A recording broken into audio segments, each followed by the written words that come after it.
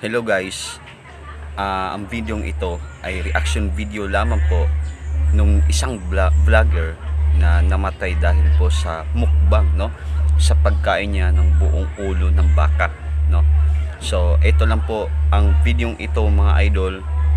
Makikita po ninyo, no? Maraming mga content dyan na talagang makita nyo siya ay kumain ng buong ulo ng baka, no? So mga idol, ganito kasi yan. Yung baka ay sa mga Indo po o sa India, no? Buddhism yata yung relihiyon na yon, na kung saan yung baka ay pang Diyos po kasi sa kanila yung baka, no? Para kasing masasabi natin mga idol na banal po yung baka. So kawalan, para sa akin lang ha, para sa akin lang ito mga idol, yung pagkain ng buong baka for content, no? Ginawang mukbang video for content. Para sa akin hindi talaga maganda yung mga idol. Kasi nga may mga paniniwala na banal yun sa kanila. At isa pa mga idol, isa sa hindi ko nagustuhan sa mga mukbang videos, ganito kasi yan mga idol. Kung ikaw ay talagang wala, no? Hindi ko parang ayaw ko sabihin yung mahirap, no?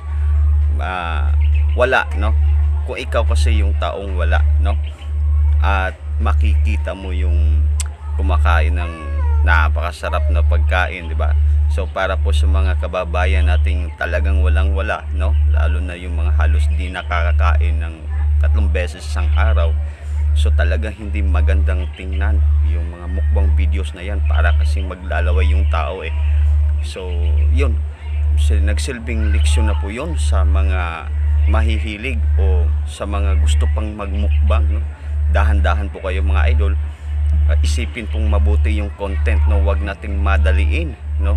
Yung mga content, lalo na dito sa TikTok, nagpataas ng mga followers at viewers yung iba. So marunong tayong makontento ano man ang meron sa atin. Ako nga mga idol, kung titingnan nyo yung mga videos ko, napakaliit at ang aking followers, pero enjoy lang.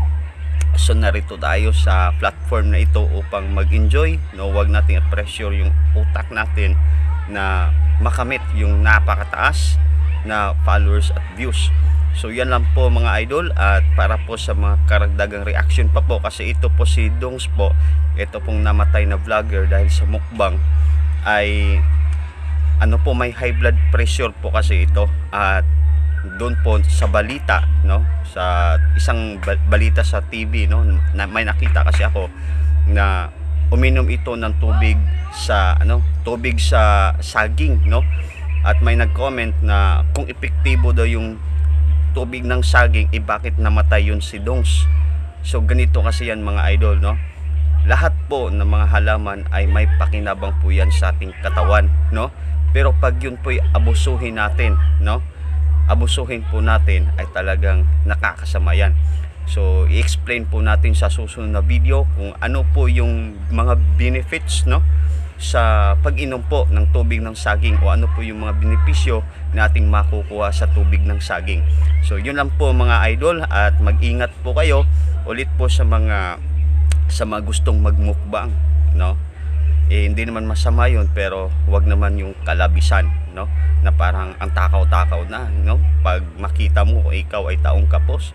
At para na din sa mga kababayan nating kapos palad, no, na lalo na yung mga nahirapang kumain isang beses isang araw, o wala talagang kain isang araw, talagang maglalaway yun. So ako nga sa aking Facebook mga idol, ay hindi ako nag-post ng mga pagkain o saan akong lugar kumakain o kahit anong pagkain, kasi para sa akin kawawa yung iba na halos walang makakain, tayo payabangan ng kinakain natin, samantalang wala tayong maitulong sa ibang walang makakain. So yun lang po ang aking masasabi po.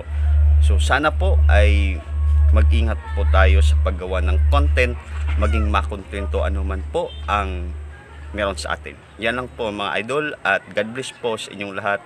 Enjoy making a content here on TikTok.